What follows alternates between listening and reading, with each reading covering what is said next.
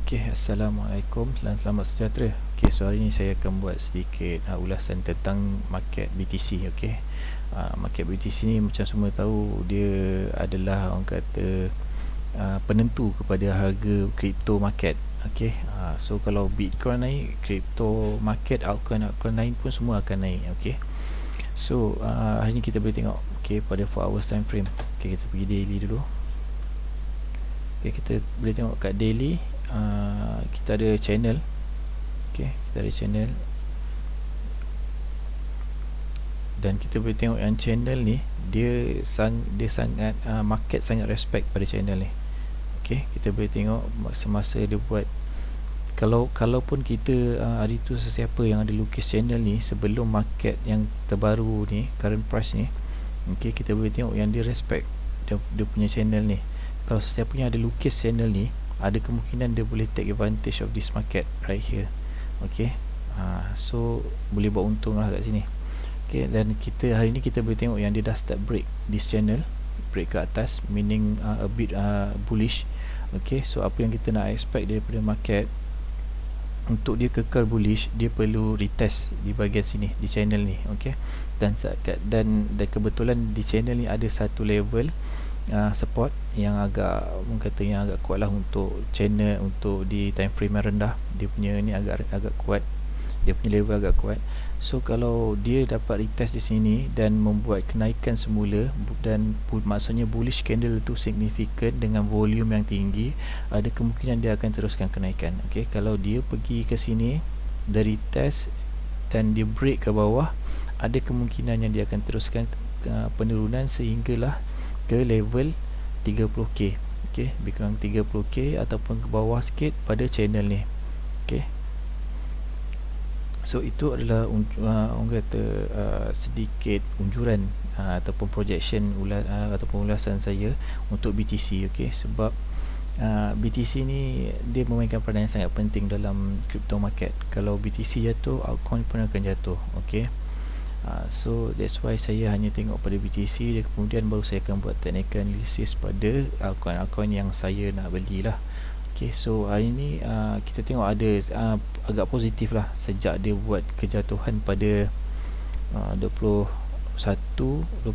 Jun dan juga 26 Jun. Okay, so 26 Jun ni sebab apa dia jatuh dekat sini, dia jatuh dengan teruk macam ni, adalah disebabkan market futures tutup untuk bulan ini. Okay, market futures dia tutup setiap bulan pada hari Jumaat terakhir setiap bulan tu. Okey, so macam ni dia tutup pada 25 hari bulan. Okey, 25 hari bulan, dan signifikannya futures, penutupan futures kali ini adalah disebabkan dia juga adalah penutupan bagi kuarter kedua tahun ni. Okey, sebab ni dah bulan 6 kan, so dia kuarter kedua bulan untuk tahun ni. So that's why dia punya penurunan tu agak signifikan. Okey, dan tetapi market membuat orang kata relief rally untuk buat kenaikan, dan hari ni dia break. Okey, dia break starting semalam. Yes, starting semalam dia dah mula break. Okey, dia break this channel and this level. Okay, this level of resistance. Okay, so apa yang kita nak expect sekarang adalah dia adalah price pada level ni. Okay, kalau price mampu bertahan dan buat bullish candle yang signifikan, kita boleh start untuk masuk order lah, untuk beli. Okay, kalau in case dia break ke bawah, sesiapa yang nak short lah. Okay, siapa yang nak sell kat sini pun boleh. Siapa yang main yang ada margin account kan, yang nak short, okay, short the market, you tunggu the break, and then kemungkinan besar dia akan jatuh lagi ke bawah, dan kemungkinan dia akan respect this line again, this level again. Okay, pada 30 ataupun rendah sikit 29 something, 29.9 macam tu. So ada kemungkinan dia akan respect this level. Okay, dan boleh start orang kata masuk order buy pula lah dekat sini kalau dia jatuh ke bawah. Okay, in case kalau ini adalah fake out. Okay, untuk dia tahu fake out ke tak, kita tunggu dia retest dulu, tengok apa dia nak buat. Kalau dia dapat hold this level, okay, above this level, ada kemungkinan dia akan naik lagi tinggi. Okay, So itu adalah projection untuk BTC USDT lah. Okay, and satu lagi, saya dari segi fundamental saya boleh tengok yang banyak news-news yang positif mula keluar. Okey, ada kemungkinan yang BTC ni akan buat kenaikan semula. Okey, ada kemungkinan dia akan buat bullish, bull semula, bull run semula. Dia akan ikut semula bull run yang sepatutnya untuk kata this cycle.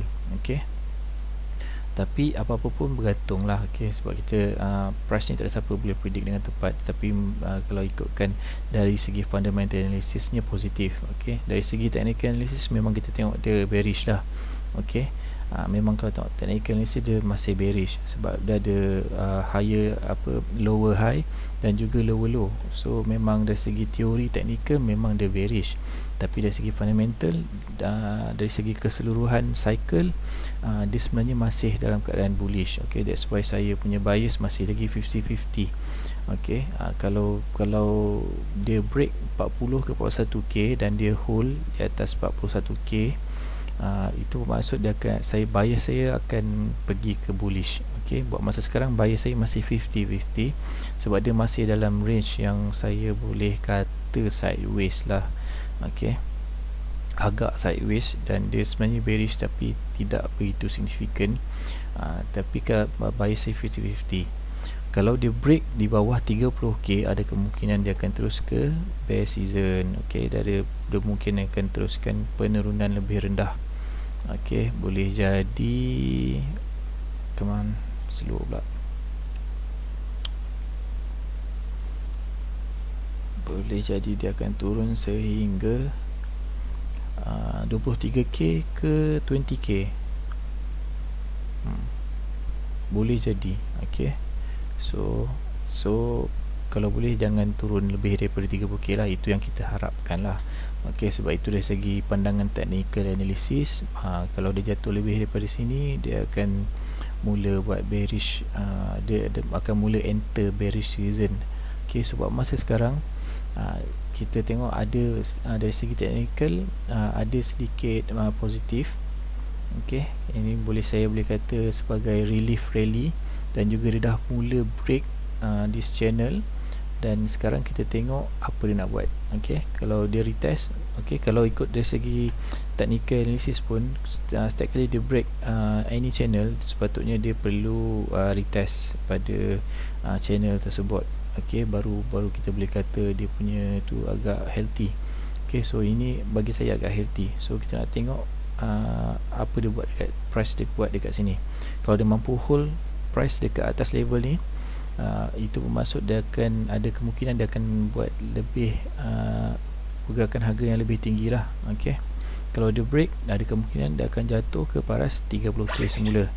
Okay, ada kemungkinan. Alright, so overall market bagi saya, bias saya masih 50-50, tapi keseluruhan saya tengok dari segi fundamental still positif. Dan baru-baru ni kalau siapa yang update pasal kripto ni, diorang akan tahu yang El Salvador, okay, negara belah-belah Amerika Utara, dia dah mula buat, dia dah terima Bitcoin sebagai legal tender. Okay, legal tender meaning dia dah boleh digunakan sebagai transaction dalam apa jua penjualan dan pembelian. Okay, itu dan setiap company ataupun perniagaan juga wajib menerima Bitcoin sebagai dia punya currency urus niaga, sebab dia dah dikenali sebagai legal tender di negara tersebut. Okay, so dia wajib terima. So that's why ianya agak positif. Tetapi walau bagaimanapun, El Salvador ni adalah negara yang tidak mempunyai kekuatan ekonomi. Jadi sebab itulah dia punya, walaupun dia orang kata satu news yang besar sebab ada negara yang dah mula gunakan BTC sebagai legal tender, tapi price masih lagi orang kata tak begitu kuat.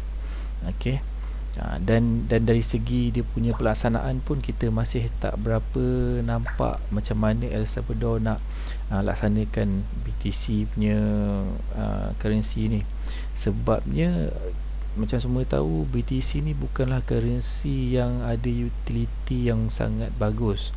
Sebab dari segi transaction fee dia tinggi, and dia pun agak slow, transaction dia pun agak slow.